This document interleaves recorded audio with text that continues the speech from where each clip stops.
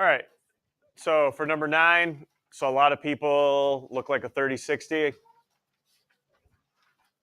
There is a right angle, so could you get away with doing law of sines? Yeah, sine, cosine, tangent. You could still get away with that. Because your answers are decimals and not radicals, that would be a way to do it, sine, cosine, tangent, or law of sines. I saw most of you guys do 30-60, so I'll ask from there. This is across from 90. How'd you figure out what were across from the other two sides here? Let's start it off 12. Any side across from the 30 or the 60.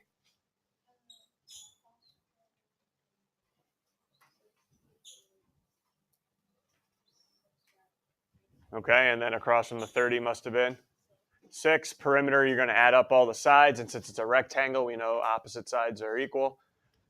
Okay, let me ask you this, because I'm trying to prep you guys for anything you could see in 3 weeks from yesterday.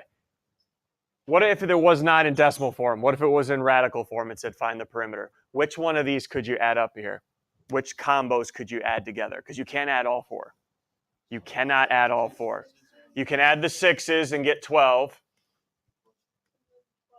And then add the 6 radical 3s and get, can you combine these two? No, okay, so that would have been my answer in radical form. But it did say nearest 10th, so you guys chomped into the calculator. And the battery's low here. 12 plus 12 radical 3. Nearest 10th, what are we looking at? 2.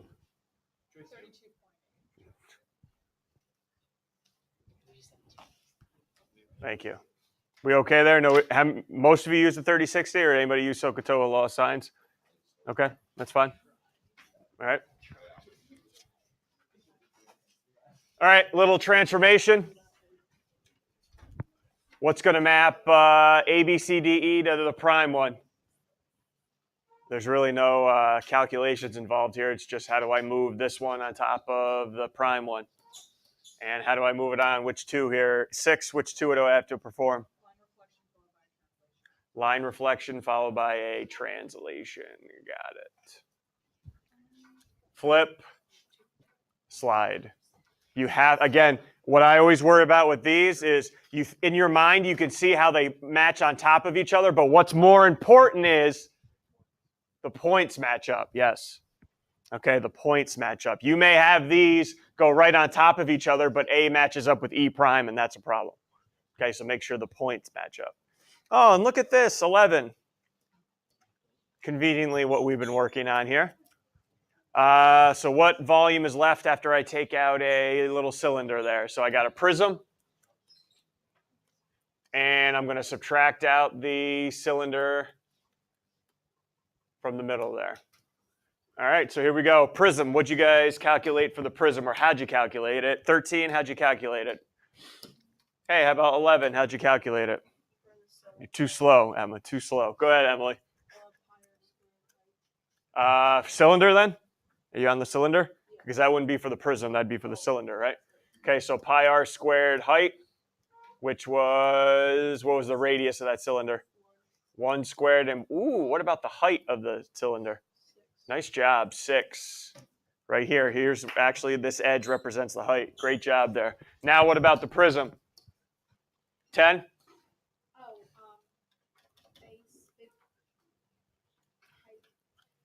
Big B, and what numbers? Thank you. 4 times 6 times 4. All right, and then final answer here. What was the remaining part of the solid? What did we end up with, everybody here? About 77. Good. Were those any of those 3 before we get to this tougher one here? Actually, then it's coming up. It's 2 away. I was getting too excited. All right, here you go. Next one, 2. SOHCAHTOA, or let's see, could you? Oh yeah, you could do a law of sines here if you wanted to. So I'll take either. Huh. Come on. 8. How do you want to do this one? Cosine of 40. Oh, whoa, cosine. How did we get to that point, Nick? 14 is adjacent and the x is hypotenuse. Nice. So cosine of 40 equals 14 over x. Cross multiply. X times the cosine of 40. What'd you have to do on both sides before X was solved for? Again, guys, make sure your calculator's degree mode. And what'd you end up with here, Nick? Anybody use a little lost signs on that one? Okay, Shab, okay. Still work, Laura? Still work? Fine. All right, next up. I saw some people struggling here. I'm glad. Not because I like to see you struggle, but this is a good problem to struggle on, trust me. What are the coordinates of B after undergoes a dilation? Okay, scale factor of 2. Right off the bat, you may think to yourself, oh, I'm just going to take points B and C and multiply them by 2, and there you go. When does that rule only apply? When I dilate around the origin, but I'm dilating around point A, which is not the origin. So you just cannot multiply those coordinates by 2. Instead, think about what's happening with the dilation of a scale factor of 2. See this distance from A to B? It's going to double itself right now. I don't know what the distance is, but it's going to double itself to get to B prime. What I can do, though, I could say, oh, how do I get to B? I go over to the right one, down one. So I'm going to do that again on the opposite side to double the distance. I'm going to go, I'll do it in a different color here. Right one, down one. Do you guys see what I'm doing here? See that distance? Isn't that just going to be Pythagorean theorem here? And that's going to be double the distance here as well. So here would be B prime, which is what here? I can't even see these lines. 1, 2, 3, 4, 5, 2. 5, 2. Ah, I hate when they do that. That still doesn't get me to the answer. So I got to do it again for C. All right. So I'm going to go down 1, 2, 3 over 1, down 1, 2, 3 over 1. And it looks like 1, negative 2.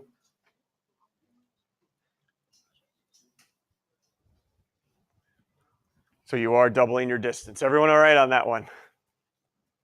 Okay, no big deal if we give a point other than the origin. And then you guys had one more. I told you guys this was pretty heavy on the sine, cosine, tangent department. Sine of A. Sine's equal to what here? Opposite over hypotenuse. All right, everyone look at A. Now, we could do this with 2 different triangles. We could do it for triangle ABC and triangle ADE, but unfortunately only one response is there. And that's from ABC. So what side is opposite angle A? BC. And where's your hypotenuse on ABC? AB. What else would be an acceptable answer if I use the larger triangle? What side is opposite angle A in the larger triangle? DE over the hypotenuse AD. Yep. Okay. Bless you. Questions? All right.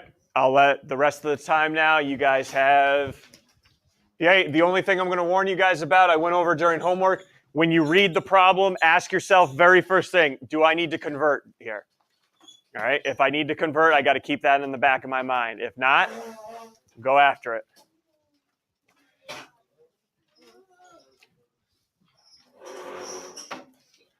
And you guys can pop up the answer key if you want on Aspen. It's already up there.